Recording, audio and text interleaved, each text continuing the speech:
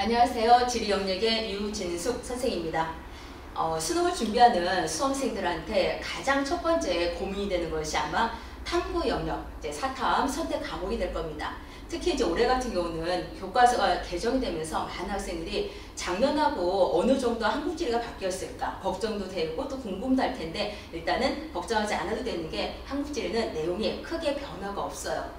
만약에 작년에 한국지리를 선택했다면은 그냥 올해도 한국지리 선택하는 것이 아마 훨씬 더 공부하는데 유리할 겁니다. 잠깐만 볼게요. 자, 써놨죠?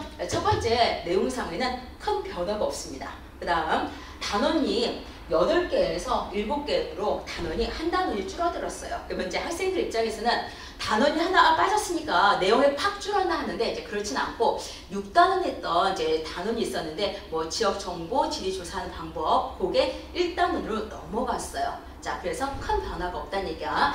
그런데 또 좋은 것은 있어요.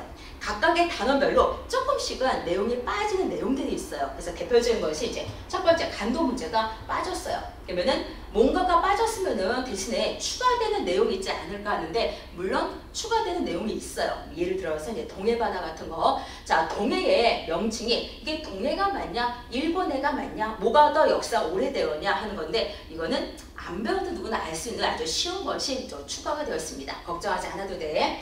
그 다음에 이제 물자원도 빠졌고요. 도시기후가 빠졌어요. 그래서 우리가 예를 들어서 뭐 도시 같은 경우에 뭐 도심은 뭐 상대 습도가 낮아요, 뭐 풍속이 약해, 뭐 이런 내용들 있는데 그것도 빠져나갔습니다.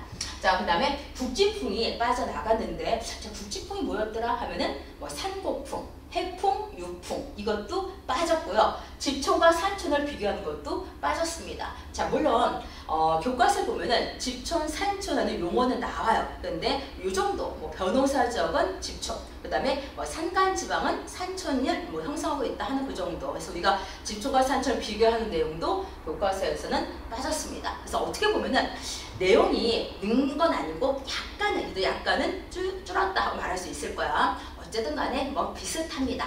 자, 그 다음에 지금부터는 이제 한지를 선택을 할까 말까 이제 고민하는 학생들, 이제 처음 하는 학생들 있죠. 작년에 했던 학생들은 뭐 별 문제가 없어요. 근데 처음 하는 학생들은 한국지를 하려고 하는데 한지가 어렵지 않을까요? 하면서 걱정을 하는데, 제일 첫 번째 하는 걱정이 바로 이거죠. 위치입니다. 자, 여기 이제 지도 보면은 우리나라에 지금 보면 많은 시와 군이 있어요. 그러면 학생들은 선생님 여기 있는 것을 다 외워야 됩니까? 묻는데 결론은요, 다 외우지 않아도 돼요. 중요한 점만 외우면 됩니다. 예를 들어서 뭐 세계지를 하는 학생은 세계는 국가를 다 외우는 게 아니야. 그렇죠? 그 중에서 의미가 있는 국가, 중요한 국가만 외우면 되는 것처럼 한국지리도 마찬가지가 됩니다. 중요한 점, 의미가 있는 점. 그럼 거기서 말하는 중요한 점은 뭐예요? 우리 한국지리의 개념과 내용과 연결이 되는 거, 어떤 그 시사성 있는 주제가 되는 거, 그런 것은 네가 위치를 알고 그 적의 특징을 알면 돼요. 자, 그럼 이제 한지 처음 하는 학생들은 이럴 거야. 남들이 이미 다 한지를 했는데 나는 처음 하니까 먼저 내가 공부하기 전에 우리나라의 대표적인 시군을 다 외우고 이제 공부를 하면 되지 않을까요? 하는데 굉장히 힘듭니다.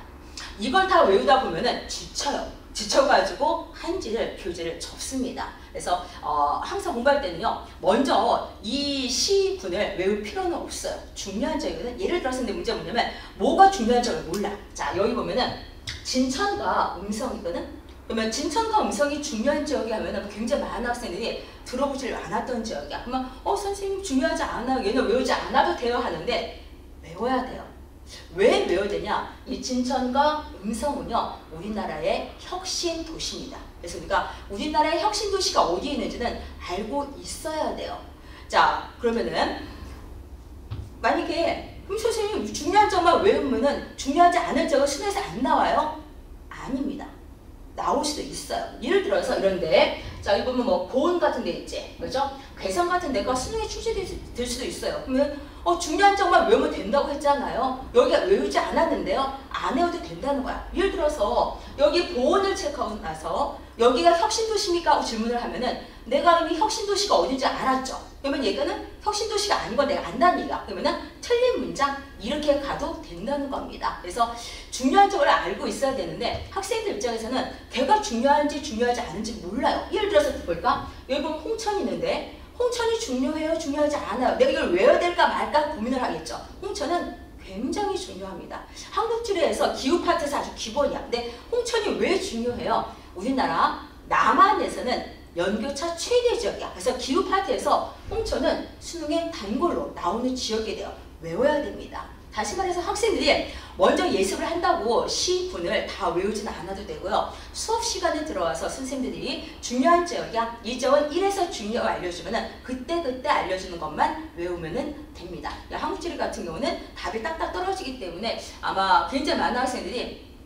처음에 시작할 때 처음에 조금 어려울 수도 있지만 한 번만 개념이 정리가 되면은 공부하기는 굉장히 수월한 아마 과목이 될 겁니다. 그리고 문제를 혹시 만약에 어떤지 궁금해요 하면은 작년에 봤던 수능 문제 같은 경우들 뽑아가지고 한번 문제를 보세요. 근데 지리는 20문제 중에서 보통 한 19문제가 다 그림이나 자료나 그래프, 사진, 그림 같은 것이 출제가 돼요. 그래서 만약에 사실 저는 이게 구구절절 문장이 긴 것이 좀 약합니다. 이제 그런 학생들은 아마 한지 선택하면은 굉장히 공부할 때 좀 더 유리할 겁니다. 근데 하나 더 말해준다면 본인이 선택한 과목이 무엇이 되었든 간에 정말 신중히 고민을 해서 선택을 하시고요. 그 선택을 중간에 웬만하면은 바꾸지 마세요. 그리고 처음 하는 학생들 입장에서는 처음에 수업을 듣다 보면은 아마 친구들은 다 아는데 나만 몰라. 그래서 나만 몰라 해서 또 과목을 바꾸는 경우가 있어요. 근데 그렇게 되면은 어차피 수능까지는 시간이 한정이 되어 있습니다. 얼마 남지 않은 시간에 사탐 순례를 하는 경우가 있어요. 그래서 신중하게 고민을 해서 선택을 했으면은 수능 때까지 쭉 본인의 선택을 믿고서는 그냥 쭉 해서 공부를 하는 것이 아마 훨씬 더 유리할 겁니다. 자, 수능 때까지 열심히 해서 수능에서 모두 다 좋은 결과 있기를 바랄게요. 수고하셨습니다.